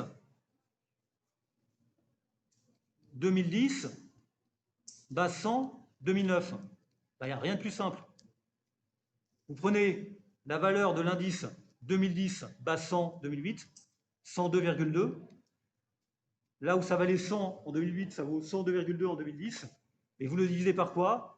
Vous le divisez par 97,0, c'est-à-dire l'indice bas 100 de 2009, bas 100 2008. Et vous multipliez ça par 100. Pourquoi? Parce que, vous voyez, ce qui est important, c'est que dans ce que je fais ici, c'est que je dois me ramener à la base 100 2009. Ici, j'ai des indices, mais base 100 2008. Donc en fait, sans même réfléchir, ce n'est pas une formule, en fait, il suffit juste de regarder le tableau et de comprendre ce que ça veut dire une évolution et un indice. Quand ça valait 100 en 2008, ça vaut 97 en 2009 et 102,2 en 2010. C'est juste une question d'unité. C'est mesuré en base 100 2009. C'est une unité, d'accord? Comme des milliards d'euros, mais c'est plus des milliards d'euros, c'est des bases 100 2009. Si vous voulez calculer l'indice base 100 2009 en 2010, vous divisez simplement 102,2 par 97, vous ramenez 102,2 à 97, et vous multipliez par 100, et vous obtenez le résultat. Ce que je viens de faire, c'est un changement de base. D'accord? Et si on posait la même question, calculer l'indice 2011 base 100 2009, je prendrais 105,4 et je le divise par 97,0. On est d'accord? Et je le multiplie par 100, bien sûr, parce que n'oubliez pas que les indices, c'est toujours ramené à 100. OK? c'est ce qu'on appelle le changement de base. Donc ça, c'est absolument essentiel. Vous partez, mademoiselle? C'est ennuyeux ou vous avez cours? Je dis ça parce que, en temps normal, c'est-à-dire en temps de non-Covid, je n'aime pas trop qu'on parte avant la fin de mai. C'est toujours un peu vexant quand les gens s'en vont, on a l'impression qu'on les ennuie. Non, mais c'est vrai. Ça vous arrive, vous au lycée, vous barrez au milieu du cours, comme ça en laissant le prof. Si tout le monde s'ennuie, tout le monde se barre, à la fin, vous avez l'impression d'être un peu seul. Mais bon, là, c'est pas grave. En plus, elle part discrètement, donc on n'a rien à le reprocher. Parce qu'il y a des fois, il y a des élèves qui arrivent en retard et qui font plein de bruit en arrivant. Quand ils partent, ils disent ciao. Enfin bref, ceux-là, ils sont assez pénibles. Hein. C'est une question de correction. Alors, donc, ok. Donc là, je viens de faire un changement de base. Vous avez compris. Et ça, évidemment, je peux le faire pour. Là, je l'ai fait pour le PIB en valeur. Vous pouvez calculer, ça fait combien ça? 102,2 divisé par 97,0. Ça doit faire 105, non? Ou un truc comme ça. Combien? 105, 105,5? 105,5, c'est ça que vous m'avez dit, hein? 4. Bon, c'est à peu près, hein, d'accord? Donc ça veut dire que ça a augmenté de 5,4% entre ces deux dates, ok? Vous avez compris que si j'ai le cumul, eh ben, en redivisant, je peux retrouver tous les chiffres. Parce que ce que je viens de dire ici sur le changement de base, évidemment, je peux l'appliquer aussi sur la variation. Si ça a augmenté de 3%, de 2,2% et de 5,4% par rapport à l'année 2008, je peux en déduire qu'entre 2010 et 2009, ça a augmenté de 5,4%. Pas plus compliqué. Donc,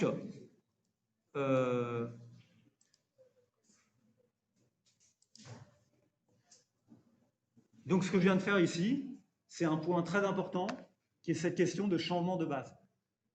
Tout à l'heure, j'ai fait exactement la même chose quand je suis passé de la France métropolitaine à l'Île-de-France. J'avais choisi la France métropolitaine, ça valait 100, et quand j'ai pris l'Île-de-France comme base, eh ben, j'ai divisé tous les indices que j'avais calculés avec la France métropolitaine par l'indice de l'Île-de-France, base 100, France métropolitaine, multiplié par 100. J'ai trouvé le résultat. J'ai simplement changé mon point de comparaison. On est d'accord? Donc ici, je pourrais aussi calculer, je ne sais pas, en étant un peu tordu, on va l'être après, hein, je peux très bien calculer l'indice 2011, base 100, 2009. Donc attention, vous voyez là ce que je fais, c'est quoi? Je calcule l'indice 2011, base 100, 2009. Je me fais comme si... Non, ça c'est pas intéressant, parce que ça, je l'ai déjà fait. Je vais le faire dans le sens inverse du temps. Je peux calculer l'indice 2009, base 100, 2011. OK? Donc cette fois, je raisonne en sens inverse du temps, c'est-à-dire que je dis, imaginons que ça vaille 100 en 2011, combien ça vaut en 2009? D'accord? Donc je raisonne en sens inverse du temps. Comment je vais faire? Eh bien, je vais simplement prendre la valeur de l'indice 2009 par rapport à 2008, 97, d'accord? Je vais le diviser par l'indice 2011, base 100, 2008, et je le multiplie par 100, et j'ai mon résultat.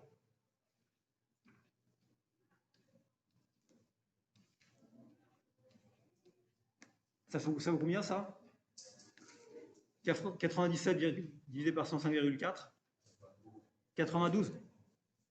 92, combien? Virgule combien? 43? Ah, 92,03. Bon, donc on met virgule 0, puisqu'on se dit qu'on met qu'un chiffre après la virgule. Ça veut dire quoi? Ça veut dire que là, lorsque ça vaut 100, eh ben, ça correspond à quelque chose qui valait 92 en 2009. Je vais simplement diviser la valeur de 97 par 105,4 et je suis allé en sens inverse du temps. D'accord? Et vous avez compris, ça a augmenté, c'est passé de 92 à 100 sur 2 années. Attention, ça n'a pas augmenté de 8%. Puisqu'on est passé de 92 à 100. Mais comme on est dans le sens inverse, on n'a pas calculé par rapport à la bonne variation dans le sens habituel. D'accord? Donc ce n'est pas une augmentation de 8%, c'est de passer de 92 à 100. Donc ça a augmenté de combien? C'est passé de 92 à 100, ça veut dire que E 2009, 2011, la variation, elle est de combien? Bah, en 2011, en 2009, ça valait 92,0. En 2011, ça vaut 100. J'enlève 1. Et donc, ça fait combien? 92,0 divisé par 100 moins 1. Ça vaut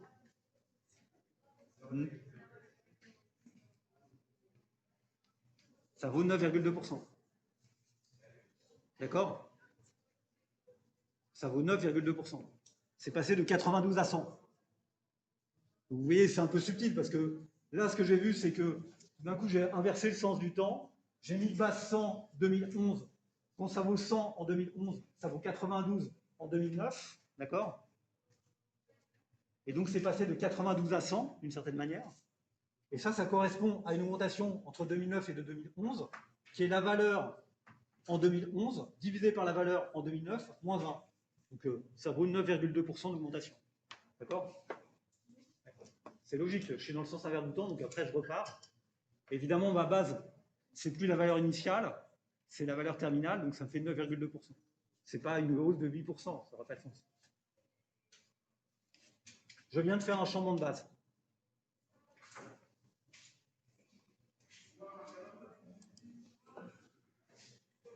Donc ça veut dire que je suis en fait capable de reconstituer les indices de cette manière-là, en utilisant simplement, j'allais dire, une espèce de réciproque de la formule du cumul. L'indice cumulé, c'est le produit des indices. Et donc, si je peux retrouver un indice individuel, I de 1, bah, je peux diviser I de 0 par I1 0, c'est-à-dire en utilisant la même base, multipliée par 100 pour retrouver la valeur. D'accord? Donc, du coup, ça me permet de répondre à la question. J'ai répondu à une question un peu plus compliquée d'une autre manière à l'instant, mais je vais répondre à la même. Quel est le taux de variation du PIB par tête entre 2009 et 2011? Bah, première étape pour répondre à cette question, quelle est la variation du PIB par tête? Attention, c'est PIB par tête, PIB par habitant. Par tête, c'est pareil. On va dire que c'est pareil. D'accord? Donc, pour calculer ça, ce qu'il faudrait, c'est que je calcule quel est l'indice de 11 par rapport à 9 en termes de PIB par habitant. Donc, pour faire ça, il faut que j'utilise. Ça, c'est l'indice base 100 2008. D'accord? Donc, je vais calculer l'indice base 100 2009. Donc, je vais prendre 103,7 qui est l'indice base 100 2008. Je le divise par l'indice base 100 2008 de l'année 2009, 87,5. Je multiplie ça par 100. Je trouve combien? À peu près 107,5, parce que j'ai la réponse en dessous, c'est pour ça que je le sais. C'est pas parce que je calcule vite. Hein. Ça fait à peu près 107,5, on est d'accord? Ça veut dire que là, lorsque ça vaut 100 ici, et ben 2 ans après, ça vaut 107,5. D'accord? Et donc ça, c'est bien l'indice base 100 2009 du PIB par habitant en 2011. Et 107,5, ça veut dire qu'on est passé de 100 à 107,5 en 2 ans, en 2 variations. D'accord? Donc c'est pour ça que je dis sur 2 ans. Et donc c'est une augmentation de 7,5%. Parce qu'on est passé de 100 à 107,5. Donc ça fait plus 7,5%. Puisque n'oubliez pas que le coefficient de variation de 11 par rapport à 9, c'est l'indice de 11 par rapport à 9 divisé par 100 moins 1. Donc ça me fait 0,075, c'est-à-dire 7,5%. On est OK? Autre exemple. Un changement de base. Bon, je ne sais pas ce qu'il faut dire là. Il y a des fois, je ne sais plus ce qu'il faut dire. Hein. Ça m'arrive de regarder les transparents avant de venir en cours. Mais, normalement, je ne suis pas là pour apprendre mes transparents avant de venir en cours, sinon je serais un très mauvais prof de sport. Le prof de sport, il ne révise pas avant de venir. Soit il sait nager, soit il ne sait pas nager. Il a appris la technique, il n'a pas besoin de refaire avant de venir. Donc, il est capable de le faire spontanément. Donc, normalement, moi, ça va être pareil, surtout en niveau L1. Si je n'arrive pas à le faire moi-même, c'est que j'ai un problème. Soit c'est parce que je suis timide, soit parce que j'ai un problème plus grave que ça. Bon, peut-être que du coup, ça vaut peut-être le coup de regarder juste ce que ça donne sur Excel. Si vous reprenez changement de base, j'en ai un petit changement de base là. Voilà, regardez. Par exemple, on nous dit, là, on a coefficient multiplicateur. On a, ouais, on a les indices base 100. On les a ou pas? On les a pas en plus.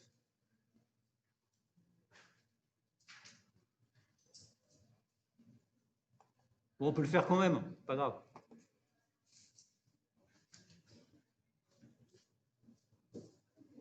Si vous voulez tout calculer, base 100 2010. Ben, là, c'est pas en base 100 en 2010, hein, vous voyez, regardez. J'ai marqué base 100 en 2010, alors qu'en fait, là, c'est marqué 100 tout le temps en 2008. Donc, ça veut dire que ça ne peut pas être de la base 100 en 2010 si c'est marqué 100 en 2008. Mais c'est pas grave. En fait, voilà. Si je vire ça, voilà, ok. Là, vous voyez, sur mon tableau de gauche, j'ai tout en base 100 2008. D'accord? J'ai tout en base 100 2008. Toutes mes données en base 100 2008. Donc ça, c'est de la base 100 2008, on est d'accord? Si je veux faire de la base 100 2010, qu'est-ce que je fais?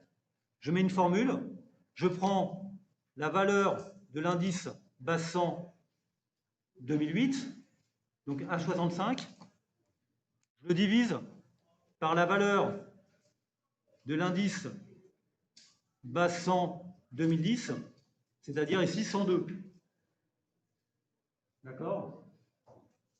Alors attention, comme je veux tout le temps que ce soit exprimé ici en base 100 2010, donc je veux toujours me ramener à la valeur en 2010, et que je veux recopier cette formule, il faut que je mette un petit dollar quelque part. Le dollar, je le mets devant le J, pour que le J ne soit pas modifié, la colonne ne soit pas modifiée, que ce soit toujours une division par la valeur base 100, la valeur en 2010 de l'indice base 100 2008. Donc c'est pour ça que ici je mets bien H65 divisé par J65. Et bien sûr, pour que ça marche, il ne faut pas que je remette de multiplier par 100. Ah, donc le 100, là, je ne l'ai pas mis au bon endroit, donc ça risque pas de marcher.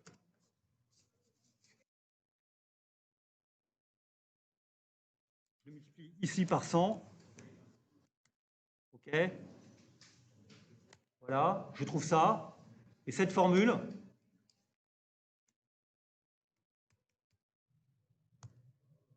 je peux l'appliquer partout. D'accord? Je peux l'appliquer partout. Et voilà, j'ai trouvé la formule base 100 2010. Je vais tout ramener à la base 100. Si maintenant, je veux, à partir de ce tableau, recalculer base 100 par rapport à l'année précédente, qu'est-ce que je fais? C'est quoi ce nombre 97,0? C'est simplement la division de 94,9 divisé par 97,8 multiplié par 100. D'accord? Vous avez déjà calculé tout à l'heure. Je peux le recalculer.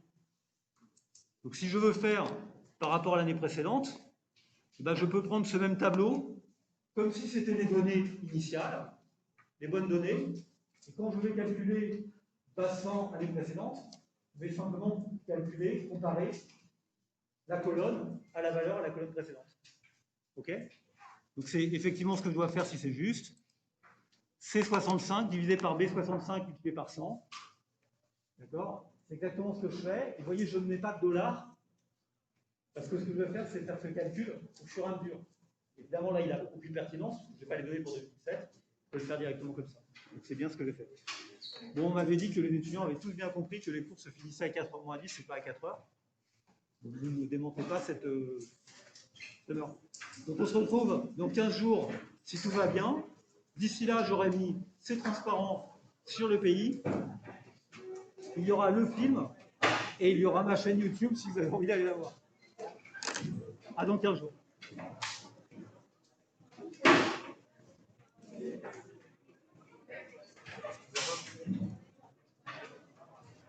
Est-ce qu'il y a